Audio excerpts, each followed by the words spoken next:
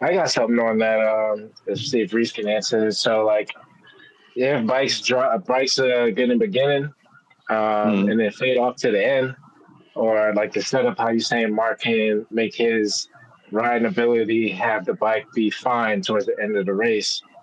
But like this, is there such thing as a rider saving tire to the end, but still keeping pace? You know what I'm saying? So like, I'm sure you can save the tire a little bit, and by the end of the race, you'll be like, oh, I could have used more of it. But like, as far as a pace thing, like obviously, if you try to push more, you might use the tire, even though if you're trying to save it. So like, is there such thing as saving the tire towards the end of the race? You can save it. I don't know how much you're gonna save enough to still be able to push. You get what I'm saying? So you can save it a little bit. Um, I mean, you can save it a little bit because what they're going to do is they're going to give about a good 100% in the beginning of the race, and then what they're going to do once they kind of start settling, they're going to back it down and maintain that pace. They're just going to maintain. They're not pushing that hard yet. So now when the last 10 laps come, now they're going to start turning up. They're going to push harder on the front. They're going to start pushing the rear, and it's just going to wear that tire out. Right. And They're going to give everything the tire. Yeah, I suspect it also depends how the start of the race go. Because if they're starting out front versus starting in the middle, and if they're starting in the middle, how quickly can they get up front to where they want to be, and then get into that conservation mode? Yeah, right. Because if you're falling in the back, now you're trying to push to get back up front, or you fall back behind, or whatever. So it just depends on where you're at too. Yeah.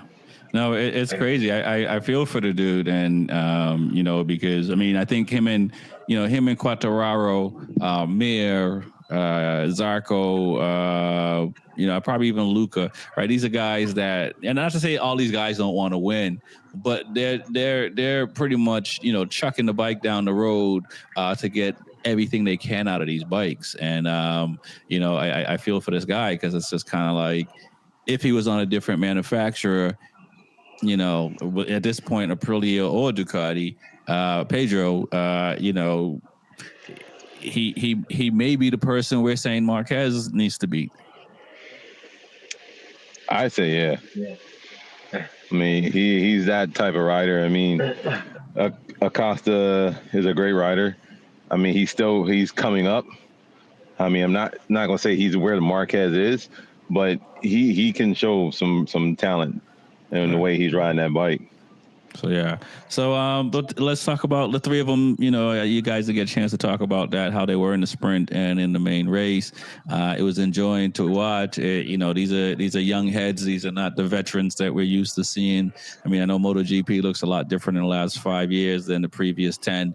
So what are your thoughts, TJ, on just watching the race, looking at Bez Acosta, Bagnaia, Alex Marquez, and seeing these guys like these are the future. Yeah, I mean, it's like you said, what Smitty was saying. I wanted to see Acosta finally, get on the podium because time's running out. You want to get up there. You try so hard. He is that caliber rider. I mean, he's definitely a rider that can show improvement and work on routines and stuff like that. You see he has that focus in him. And it just sucks that Aldeguer had to get one before him. So it was really good to see, like in the sprint race, them three, they finished within 0.6 of a second. So it's pretty cool to see just them three battling up in front just for the whole race, without backing off and stuff like that. There was one point, I don't know if it was the sprint or the GP race, when three of them went down turn one together and kind of crisscross, and it's just like who's gonna give, and it's just for all of them to keep it together and still keep pace. It's just like, yeah, this is the future. It's cool to see that we got some good riders out there. Right. No doubt, man. Reese, what are your thoughts, man, watching the race and seeing these young boys throw these bikes around? I mean, I was watching them, and it was actually amazing. That sprint race was, I think the sprint race was better than the dang on, better than the actual race. I think it was better than the actual race.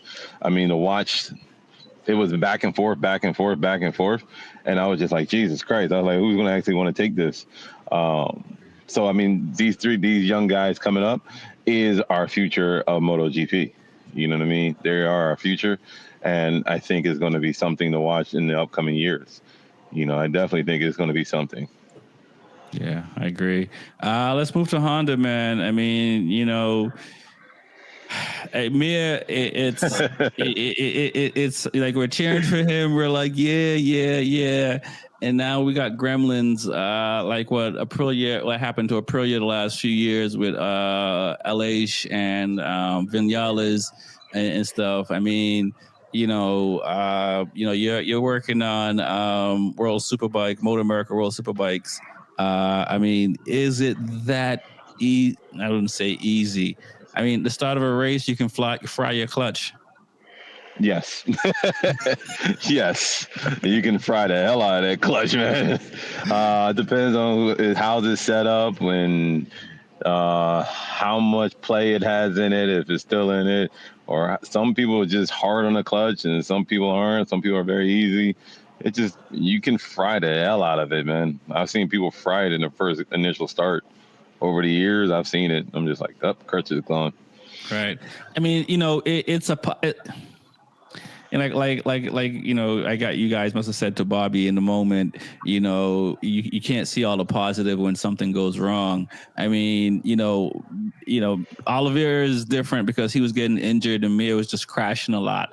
Mir had this glimpse of like, okay, the Honda's doing everything, and then you have these mechanicals. Is it for a rider? Is it a bigger setback, or is it just kind of like it's just part of racing, and the bike is there, we're there, we just keep moving and take our lumps? I mean, nobody wants to take their lumps, man. Nobody wants. I mean, but it comes to a point where, you know, depending on the season, I mean, if we do our best, you know, and I mean, in the beginning, we're all coming out there to win. You come with the expectation to win. And, you know, 3/4 of the way now, depending on where we're at, we're trying to make the best of the season. That's what you're trying to do. You're trying to make the best of the season. Right.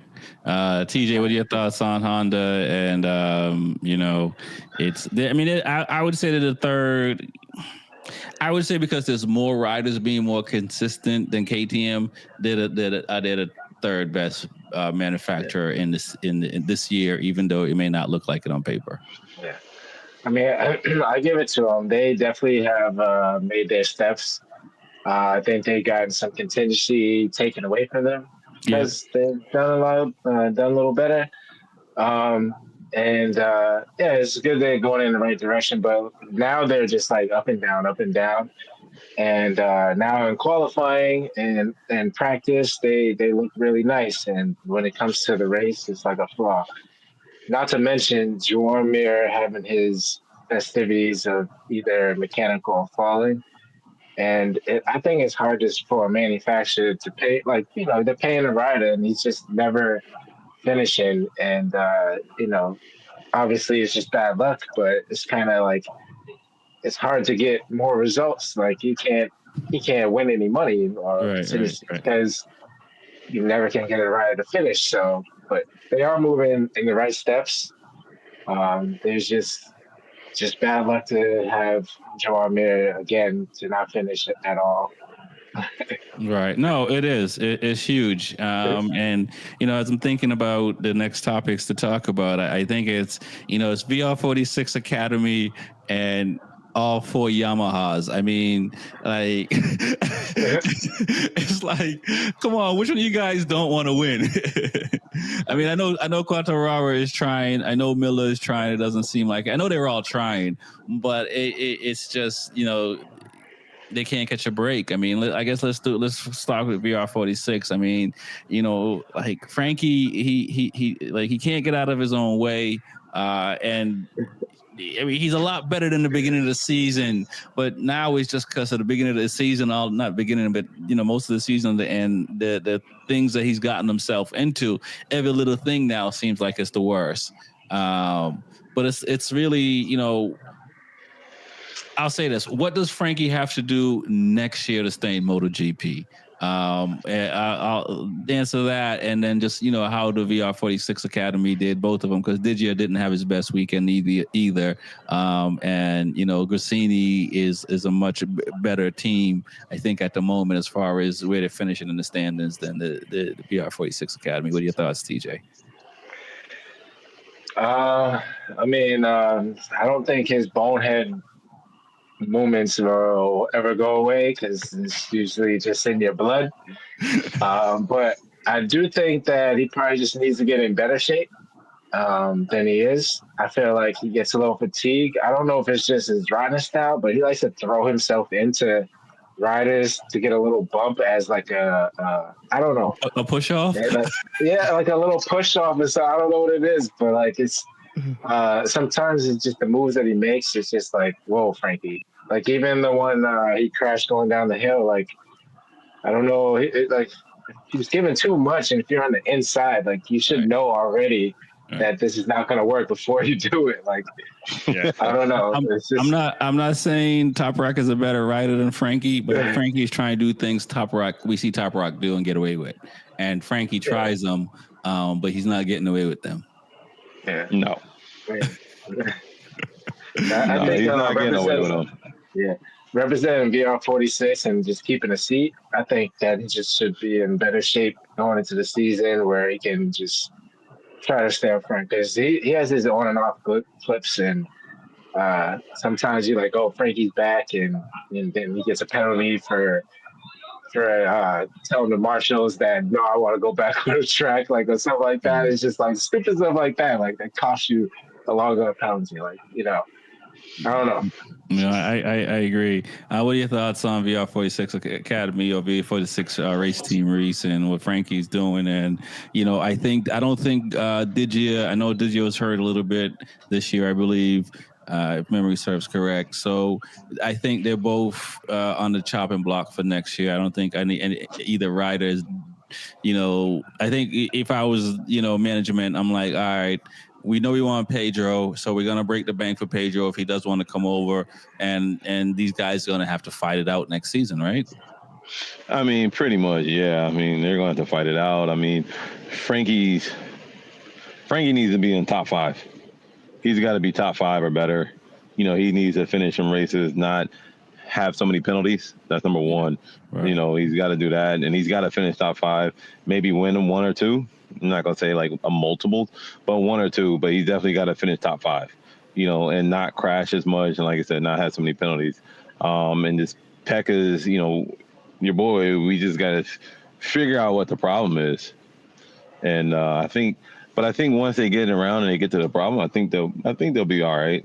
I mean, they'll always be a top 10 contender. Right. You got to, as the word says, you got to be more consistent. Right.